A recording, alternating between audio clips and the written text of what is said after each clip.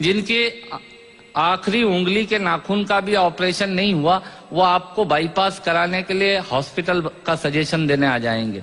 ये होते हैं रायचंद। सुनिएगा, आनंद लीजिएगा और ऑब्जर्वेशन देखिएगा। दांतों से नाखून काटने का, छोटों को जबरदस्ती डांटने का, पैसे वालों को गाली बकने का, मूंगफली के ठेले से मूंगफली चखने का, कुर्सी पे बैठ के कान में पेन डालने का और रोडवेज की बस की सीट में से स्पंज निकालने का। मजा ही कुछ और है, मजा ही कुछ और है। एक ही खूंटी पे ढेर सारे कपड़े टांगने का, साइकोलॉजी है। एक ही खूंटी पे ढेर सारे कपड़े टांगने का, नए साल पे दुकानदार से कैलेंडर मांगने का, ये एक शौक होता है। क्यों सेठ जी, इस बार कैलेंडर वैलेंडर नहीं आए क्या? मैंने कहा तेरे घर में जगह तो है नहीं टांगने की, क्या भाभी की चोटी पे टांगेगा कैलेंडर? पर आदमी मांगता जरूर है, फोकट की डायरी और कैलेंडर मांगने का। एक ही खूंटी पे ढेर सारे कपड़े टांगने का, नए साल पे दुकानदार से कैलेंडर मांगने का, चलती रेल में चढ़ने का, दूसरों की चिट्ठियां पढ़ने का, मांगे हुए स्कूटर को तेज भगाने का और खुद को नींद नहीं आने पे पत्नी को जबरदस्ती जगाने का। मजा ही कुछ और है, मजा ही कुछ और है। चोरी से फल फूल तोड़ने का, खराब ट्यूबलाइट और मटकों को फोड़ने का, पड़ोसन को घूर घूर के देखने का। भैया ऐसे खुश हो रहे हैं जैसे उनका चरित्र चित्रण हो रहा है।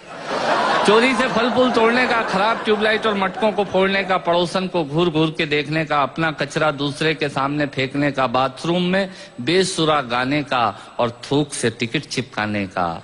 मजा ही कुछ और है, मजा ही कुछ और है। ऑफिस में लेट आने का, फाइल को जबरदस्ती दबाने का, चाट वाले से फोकट की चटनी डलवाने का। भैया थोड़ी चटनी देना। ऑफिस में लेट आने का, फाइल को जबरदस्ती दबाने का, चाट वाले से फोकट की चटनी डलवाने का, बारात में प्रेस किए हुए कपड़ों पे फिर से प्रेस करवाने का, ससुराल में साले से पान मंगाने का और साली की पीठ पे धोल जमाने का। मजा ही कुछ और है, मजा ही कुछ और है। ब्याज के माल से मलाई खाने का, थर्ड क्लास ससुराल को फर्स्ट क्लास बताने का। ससुराल किसी की बुरी नहीं होती और साला तो विवेकानंद जी से कम बुद्धिमान किसी का होता ही नहीं है। और ब्याज के माल से मलाई खाने का, थर्ड क्लास ससुराल को फर्स्ट क्लास बताने का, पंगत में बैठ के एक ही सब्जी के लिए दो दोने लगाने का, आरती में सबसे ज्यादा फटा हुआ नोट चढ़ाने का, दूसरे के टेलीफोन से चिपकने का, गुटके और पान इधर उधर पिचकने का, कमजोर से बेमतलब लड़ने का और पत्नी को रोज रोज परेशान करने का। मजा ही कुछ और है।